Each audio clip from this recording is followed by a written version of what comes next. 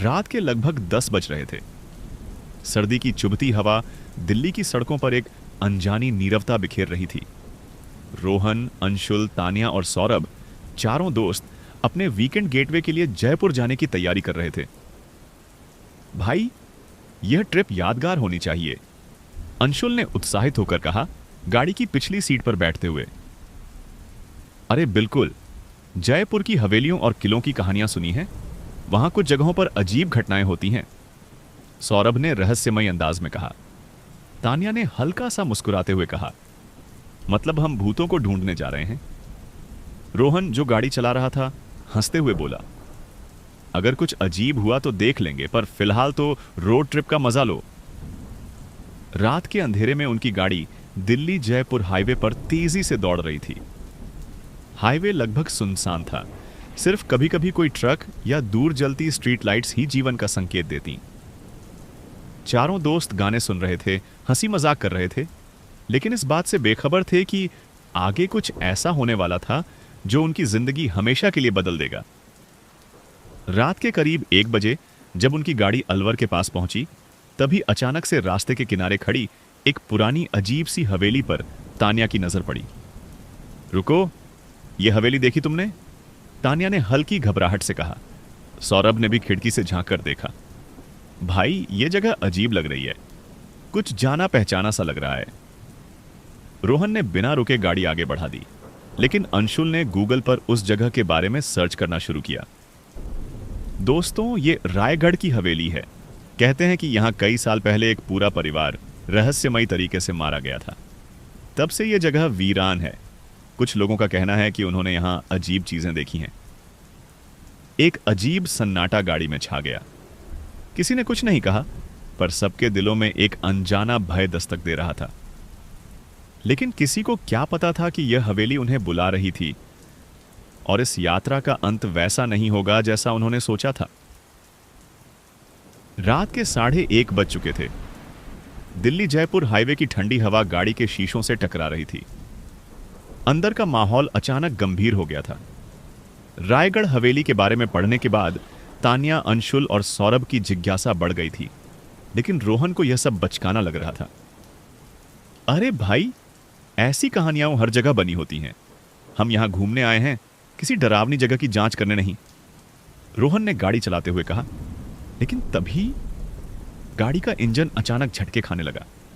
रोहन ने घबराकर एक्सीलरेटर दबाया, लेकिन गाड़ी धीमी होती गई और फिर एकदम बंद हो गई। क्या हुआ?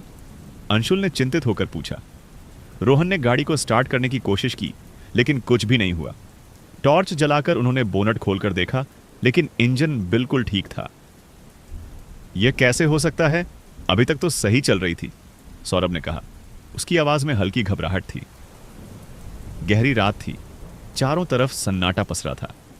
हल्की हल्की ठंडक बढ़ रही थी, लेकिन माहौल में एक अजीब भारीपन था। तान्या ने धीरे से कहा, हमें मदद मांगनी चाहिए। पास में कोई गांव होगा क्या? अंशुल ने गूगल मैप खोला। अरे, यह तो अजीब है। अभी कुछ देर पहले यहां एक हाईवे दिख रहा था, लेकिन अब लोकेशन एकदम बदल गई है। ऐसा लग रहा है जैसे हम कहीं और आ गए हों। सब ने एक दूसरे की ओर देखा। एक अजीब बेचैनी महसूस हो रही थी। तभी सड़क के किनारे से हल्की हल्की धुंध उठती दिखी, और उसी के पार दूर अंधेरे में रायगढ़ हवेली की झलक दिखाई दी। हम फिर से उसी हवेली के सामने आ गए। सौरभ की आवाज कांप रही थी। लेकिन यह कैसे संभव था? रात के 2 बज चुके थे। घना अंधेरा चारों तरफ फैल चुका था। हवेली अब और भी रहस्यमयी लग रही थी। उसकी टूटी फूटी दीवारें, ऊपर से लटकती बेलें और जंग लगे विशाल लोहे के दरवाजे किसी खौफनाक भूतिया फिल्म के दृश्य जैसे लग रहे थे। लेकिन यहां जो हो रहा था वह फिल्म नहीं, हकीकत थी। गाड़ी अब भी स्टार्ट नहीं हो रही थी। चारों दोस्तों के पास कोई और चारा नहीं था। मदद के लिए उन्हें किसी से संपर्क करना था, लेकिन मोबाइल नेटवर्क भी अचानक गायब हो गया था। यह सब कुछ बहुत अजीब है, तान्या ने धीरे से कहा। उसकी आवाज में घबराहट थी। हमें वहां नहीं जाना चाहिए, अंशुल ने चेतावनी दी। लेकिन तभी थक थक गाड़ी के पीछे की खिड़की पर किसी ने दस्तक दी। सौरभ ने झटके से मुड़कर देखा, लेकिन बाहर कोई नहीं था। हल्की धुंध सड़क के चारों ओर फैल रही थी। रोहन ने कड़े स्वर में कहा, कोई हमें बेवकूफ बना रहा है, चलो देखते हैं। चारों दोस्तों ने हिम्मत जुटाई और धीरे धीरे हवेली के दरवाजे तक पहुंचे। वहां खड़े होकर उन्होंने ऊपर देखा। हवेली की सबसे ऊपरी मंजिल पर एक परछाई हिलती हुई दिखी, किसी इंसान जैसी आकृति। यहां कोई है। सौरभ की आवाज कांप रही थी। हो सकता है कोई भिखारी या कोई बेसहारा आदमी हो, रोहन ने कहा, लेकिन उसके चेहरे पर भी डर साफ झलक रहा था। अंशुल ने दरवाजे को हल्के से धक्का दिया। दरवाजा खुद ब खुद चरमराते हुए खुल गया। अंदर से एक ठंडी हवा का झोंका आया और तभी दरवाजा अचानक जोर से पीछे से बंद हो गया। चारों दोस्त अब अंदर थे। बाहर जाने का कोई रास्ता नहीं था। दरवाजा एक जोरदार आवाज के साथ बंद हो गया। हवेली के अंदर एक गहरी डरावनी निस्तब्धता थी। हल्की हल्की धूल हवा में तैर रही थी और पुराने लकड़ी के फर्श पर उनके जूतों की आवाज गूंज रही थी। चारों दोस्तों की सांसें तेज हो गई थीं। कोई मजाक कर रहा है क्या? तानिया ने घबराई हुई आवाज में पूछा।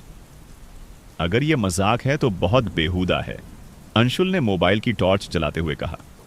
लेकिन अंदर की दीवारों पर कुछ अजीब दिख रहा था। पुराने समय की तस्वीरें जिनमें लोग खड़े थे, लेकिन उनके चेहरे धुंधले थे, जैसे जानबूझकर मिटाए गए हों। यह क्या है? सौरभ ने एक तस्वीर को छूने की कोशिश की, लेकिन अचानक ही तस्वीर के शीशे पर दरारें पड़ गईं। हमें यहां से निकलना चाहिए, रोहन ने तेज आवाज में कहा, लेकिन दरवाजा बंद था। उन्होंने जोर जोर से धक्का दिया, लेकिन वह टस से मस नहीं हुआ। तभी सीढ़ियों से किसी के नीचे उतरने की हल्की आवाज आई। चारों के शरीर में सिहरन दौड़ गई। उन्होंने ऊपर देखा। अंधेरे में कुछ हल्का हल्का हिलता हुआ दिख रहा था। वो क्या है? तानिया के होंठ कांप रहे थे। फिर एक औरत की धीमी फुसफुसाती आवाज आई, तुम यहां क्यों आए? अचानक टॉर्च की रोशनी टिमटिमाने लगी। हवेली की ठंडी हवा और भी भारी लगने लगी। रोहन ने कांपती आवाज में कहा, अगर कोई मजाक कर रहा है तो सामने आओ। लेकिन जवाब में केवल एक गहरी भयानक हंसी गूंजी।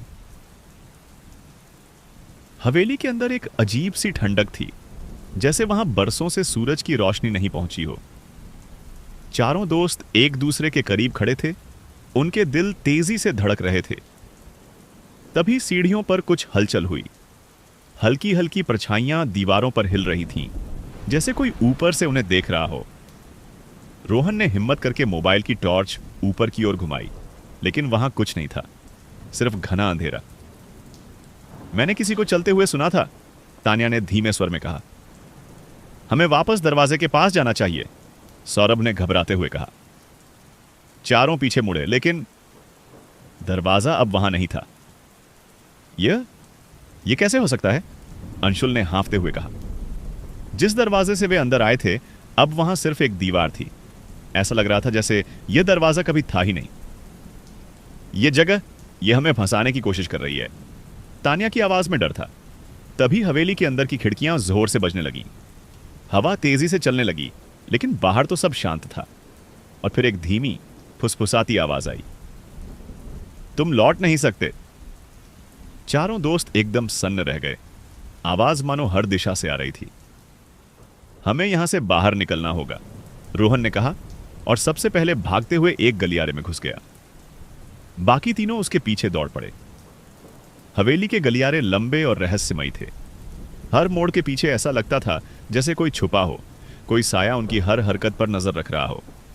फिर अचानक तानिया रुक गई।